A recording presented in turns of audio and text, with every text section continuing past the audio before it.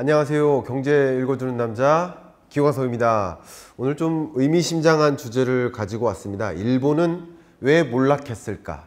일본의 몰락이 한국 경제에 주는, 우리 한국에 주는 의미는 또 무엇일까? 분명히 뭔가 함의가 있을 텐데 어떤 함의를 줄까? 적어도 일본처럼 우리는 몰락하면 안 되지 않겠느냐 하는 생각을 가지고 오늘 강의를 준비해 봤습니다. 자, 보시는 것처럼 일본 경제는 도대체 어디까지 내려갈 것인가? 언제까지 추락할 것인가? 잃어버린 20년도 모자라 잃어버린 30년, 그리고 잃어버린 40년. 과연 되찾을 수 있을까? 이런 궁금증이 많이 듭니다. 타임지 같은 경우도 일본은 지금 당장 새로운 완벽한 그런 비전을 만들어야 된다. 도대체 이 지도자들은 어디에 집중하고 있는지 모르겠다 하는 메시지를 계속 끊임없이 들여온 적이 있습니다. 일본 잃어버린 40년, 이것은 결국 우리 경제에도 되풀이되는 역사가 될 수 있지 않을까 하는 걱정도 많이 있거든요. 그러면 일본은 도대체 왜 잃어버린 40년을 겪었고 그 이유를 정확하게 판단해 본다면 우리는 다시 그 전철만큼은 밟아서는 안 되지 않겠는가. 일본이 잘하는 것이 있다면 교사로서 배우면 좋겠지만 또 잘하지 못하는 부분들이 있다면 반면교사 삼아서 그런 부분들을 다시는 우리도 똑같이 반복하면 안 되겠다 하는 생각으로 오늘 강의를 들어봐 주시면 어떨까 하는 생각입니다. 일본은 정말 많은 그 짐을 가지고 있습니다. 그 많은 짐 중에 하나가 여기 보시는 것처럼 에이징 소사이어티. 이미 일본은 고령화 사회를 지나서 고령 사회, 초고령 사회로 진입하고 있는, 가장 먼저 고령화, 인구 감소를 겪고 있는 나라죠. 또 우리나라의 모습도 보면 조금은 격차가 있지만 그런 비슷한 인구 구조의 변화를 직면하고 있는 것은 아닌가. 그럼 우리는 어떤 준비를 해야 될까? 우리도 똑같이 잃어버린 40년 가는 거 아닌가 하는 걱정을 많이 하고 계시거든요. 근데 그런 똑같은 위협에 처해 있음에도 불구하고 달리 대응할 필요가 있겠다라는 말씀을 드려요. 그런 위협 요인에 있어서 그동안에 일본의 리더들은 어떤 대응을 했는지도 살펴봐야 되고 그 대응이 정말 옳았는지, 정말 엉뚱한데 포커스를 두고 해결책을 잘못 찾고 있었던 것은 아닌지 생각해 보면서 우리는 그런 부분만큼은 반면교사 삼아서 우리는 어떻게 대응을 해야 될지를 끊임없이 모색해야 되지 않을까 생각해 봅니다. 우리도 절대 이 잃어버린 40년을 겪으면 안 되겠다. 우리는 전혀 그런 일 없이 말 그대로 일본을 잘 추월해서 보란듯이 꾸준히 장기적으로 성장하는 그런 견조한 모습을 보여야 되지 않을까 하는 마음에 오늘 이야기를 시작해 보고자 합니다. 일본은 도대체 왜 몰락했나 이야기를 시작해 보도록 하겠습니다. 일본이 정말 잃어버린 40년이라는 형용사가 계속 따라다니는데 정말 그런 것인지, 왜 그런 것인지를 살펴볼까 합니다. 일본의 항목별 이 성장 기여도를 보시면요, 보시는 것처럼 가계 소비나 기업 설비 투자나 수출이나 할 것 없이 다 안 좋습니다. 뭐 하나 좋은 것이 없어요. 어떻게 보면 소비가 위축되니까 기업들이 적극적으로 신사업을 진출할 만한 여건도 안 돼요. 뭐 소비가 위축됐는데 신사업 진출해봐야 뭐 과연 이 투자에 따른 성과가 있을 수 있을까? 그러니까 기업의 어떻게 보면 이 창업가 정신, 사업가 마인드 이런 것들도 많이 위축되고 기존에 있었던 것들을 그냥 전철을 계속 밟고 있는 모습, 새로운 전환, 디지털 전환 뭐 이런 것들을 이끌어가는 모습도 별로 없는 것 같다라는 생각을 많이 해봅니다. 실제 주요국의 명목 GDP를 살펴보시면 중국의 엄청난 도약, 그리고 미국의 끊임없는 그 엄청난 경제 대국임에도 불구하고 미국이 끊임없이 그 자리를 유지하고 있는 모습, 중국이 또 엄청나게 빠른 속도로 따라가고 있는 모습, 그런 모습 속에서 또 일본 같은 경우는 그 자리를 오히려 내주죠. 보시는 것처럼 일본이 2010년까지만 해도 어떻게 보면 일본은 G2로서 위치를 공고히 해왔는데 중국의 그 자리를 뺏깁니다. 이제 G3도 모자라서 G4, G5도 좀 계속 위협을 받고 있는 그런 과정이지 않나. 상대적으로 뭐 영국이나 또 그 밖에 프랑스나 이런 지역들은 나름 일본보다는 좀 빠른 속도로 그 자리를 또 추격해 나가고 있는 모습을 보면 일본은 다른 나라의 어떤 역동성마저도 쫓아가지 못하고 있는 모습, 이런 것들을 이 지표를 통해서도 확인할 수 있을 것 같습니다. 일본이 정말 과거에 누렸던 경제 대국, 그런 모습은 점차 사라져가고 지금까지도 사라졌는데 앞으로도 그럴 것 같다라는 그런 생각이 들죠. 그런 관점에서 잃어버린 40년이라는 표현을 쓰는데 적합하지 않을까 생각합니다. 그런데 말이죠, 일본 경제는 외부 충격에도 취약한 구조를 가지고 있다는 것을 확인해 볼 수 있습니다. 보시는 것은 그 외부 충격이죠. 코로나19라는 충격에도 취약했었다라는 것을 생각해 볼 수 있는 것 같은데요. 보시는 것처럼 세계 모든 국가에 코로나19의 충격이 작용됐었단 말이에요. 중국 같은 경우는 상대적으로 20년 1분기에 충격이 집중됐었고 20년 2분기부터 급격히 제자리로 돌아가는 모습입니다. 그죠? 그런데 미국 같은 경우도 2분기에 충격이 있었고 이미 코로나19 이전 수준의 경제 국면으로 돌아온 상태예요. 21년 4분기 또 22년 1분기까지 제자리로 돌아온 모습입니다.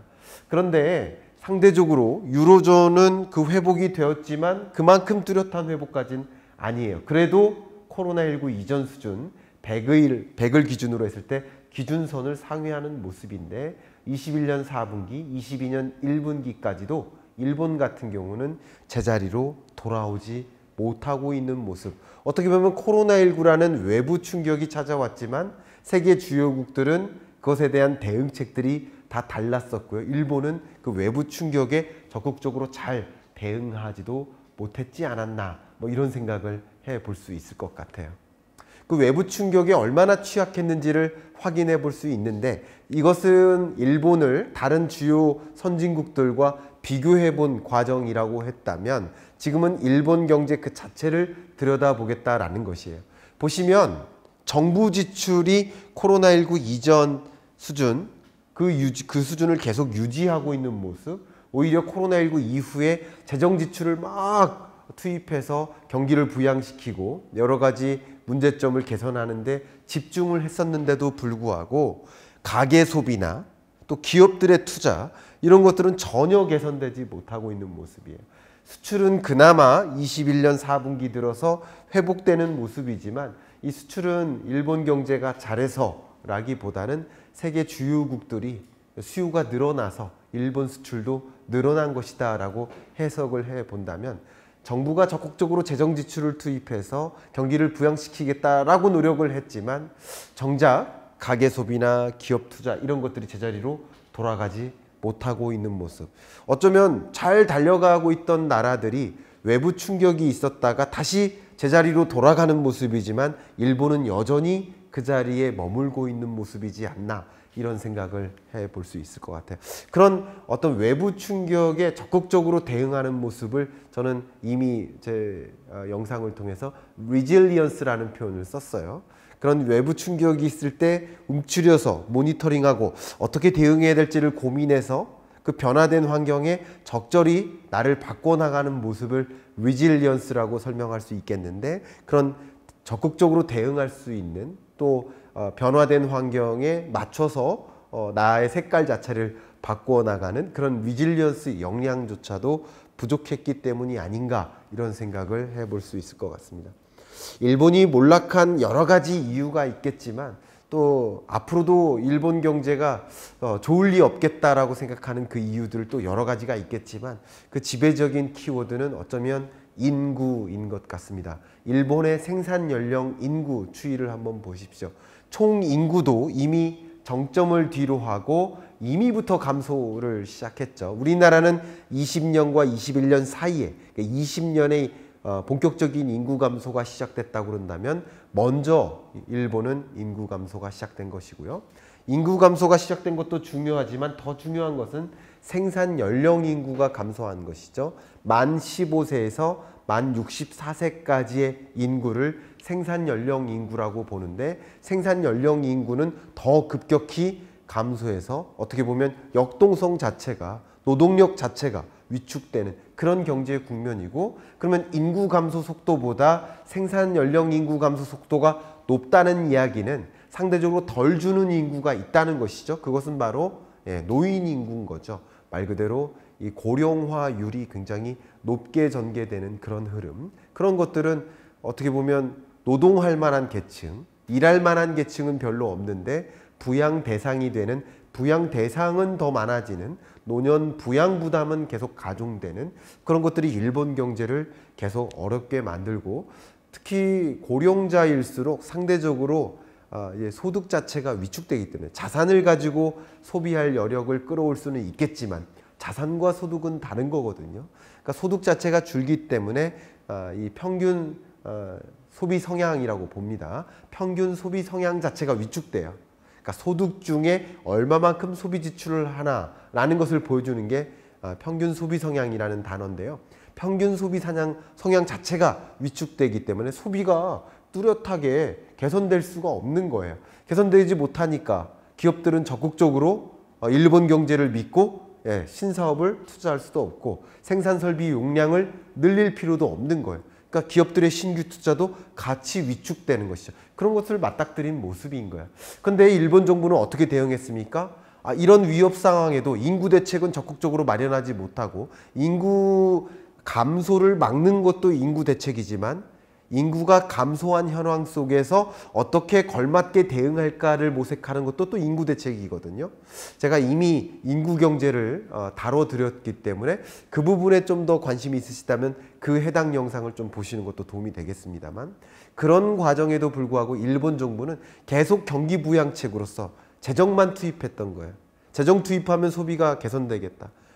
그 밖에 재정 정책에만 집중했던 거예요. 경기 부양책으로서 정부 부채 비율은 계속 늘어납니다. 계속 늘어난 상황 속에서 이 코로나19 상황에서 적극적으로 경기를 부양시키는데 재정을 투입할 만한 추가적인 여력도 줄어드는 거죠. 이거 굉장히 중요한 우리 경제에 주는 함의가 있는 겁니다. 본질적인 문제를 개선하지 않고 계속 재정만 투입했을 때 우리는 더 이상 헤어나올 수 없는, 이런 제가 스파이럴이라는 영어 단어가 있거든요. 소용돌이에 빠질 수 있다라는 것을 강조하지 않을 수가 없습니다.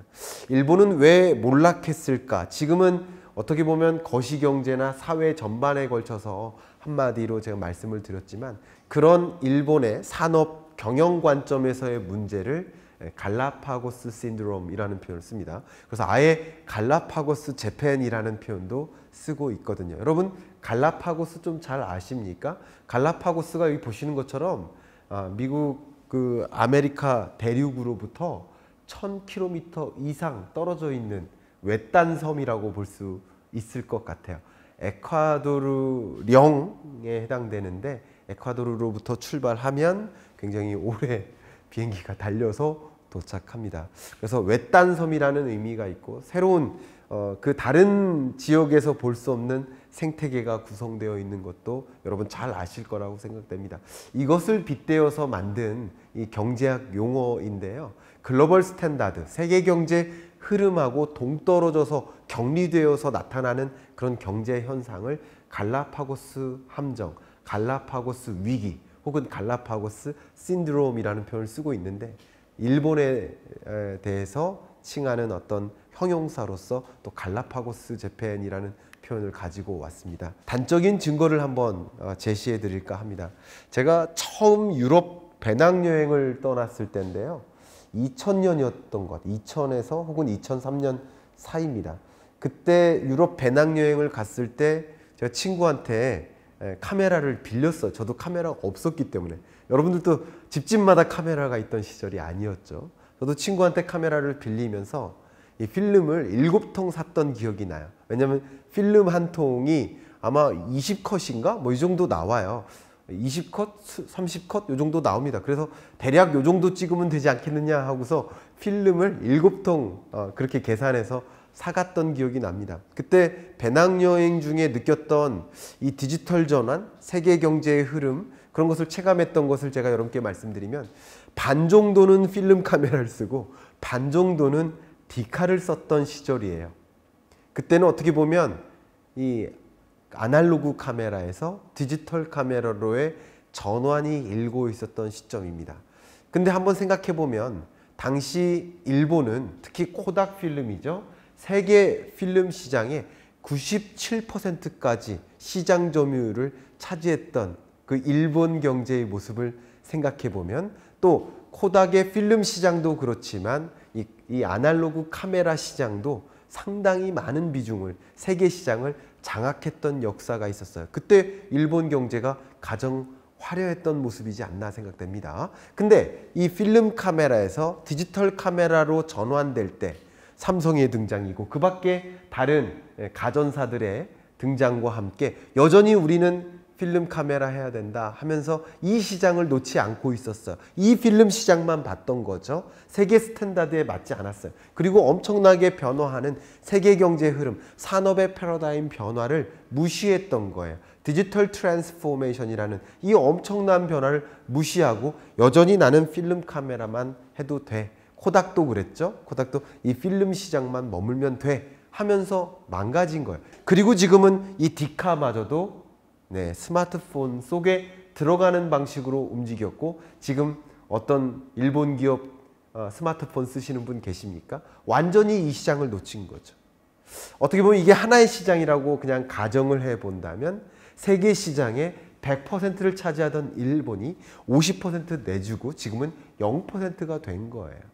세계 경제의 흐름을 무시한, 이 산업의 패러다임 변화를 무시한 경영 전략에 있지 않나. 기술력에 있는 것이 아닙니다. 디지털 카메라 기술을 가장 먼저 확보한 그 나라도 역시 일본이었거든요. 근데 기술에 집중했고 사업의 어떤 변화에 둔감하게 대응한 것이 아닌가, 이런 생각을 해봅니다. 그 밖에 굉장히 많은 사례들이 있는데 시간 관계상 한 가지 사례만 더 들어드린다면 NTT 도코모라는 기업을 무시할 수 없습니다. 1989년 기준 세계 시가총액 순위를 보십시오. 일본, 미국이 하나 들어가 있는데 6위입니다. 일본이 세계 시가총액에 상당한 많은 비중을 차지했던 그런 시점이 있었고요. 일본이 이때 말 그대로 G2, G1과 대등하게 경쟁할 만한 G2 국가였었죠. 그때 NTT 도코모가 세계 시가총액 1위였던 적이 있었습니다. 근데 NTT 도코모는요, 그 당시 이 사업 전략이 인프라 사업이라는 그런 데 포커스를 두고 있었어요. 근데 애플이 있었죠. 애플은 그 집중을 어디다 했습니까? 우리는 인프라 사업이 아니다. 통신 서비스라고 해서 인프라 사업일 필요가 없다. 우리는 IT 사업이다. 오픈 플랫폼 전략을 취했습니다. NTT 도코모는 전략을 그냥 오로지 인프라 사업이야. 오픈 플랫폼 하면 안 돼. 그때 정말 저는 게이오 대학에서 굉장히 유명하신 교수님이 와서 강연해 주신 적이, 저희 학교에 강연해 주신 적이 있어서 그 강연을 듣다가 좀 놀랐었는데, 우리의 전략은, 일본의 전략은 담아내기 전략이다. 그러니까 양파는 까도 계속 그 해당 전략을 확인할 수 없는 모습이지 않습니까? 그러니까 오픈 플랫폼 전략하고는 완전히 무시되는. 그러니까 당연히 IT 기업이다라고 본 것이 아니라 인프라 기업이다, 건설 기업이다라고 생각했던 거예요, 쉽게 말하면. 그래서 NTT 도코모의 기술은 우위에 있었으나, 애플보다도 훨씬 위에 있었으나 전략, 사업 전략이 잘못됐었던 것이죠.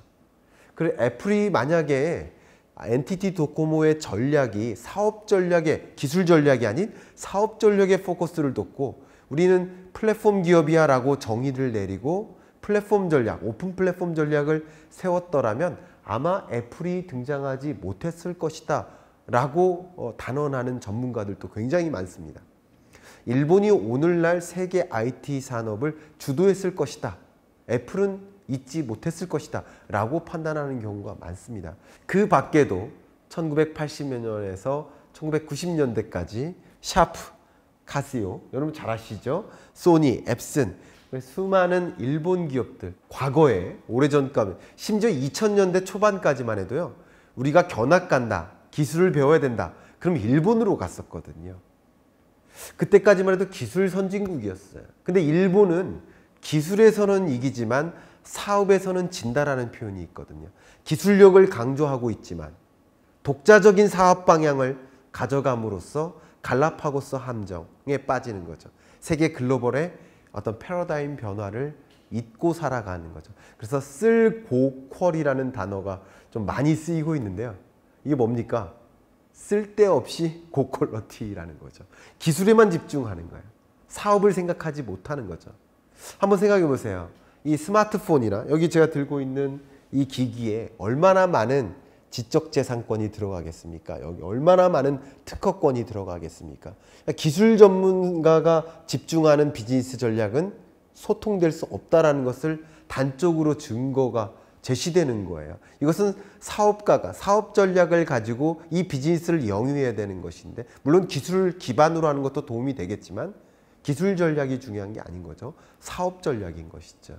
결국 쓸고퀄에 집중했던 독자적인 기술, 독자적인 사업 방향에만 집중했었던 이런 일본 기업의 행보는 거대한 패러다임 변화를 무시하고 혼자 고립된 것이 아니었나.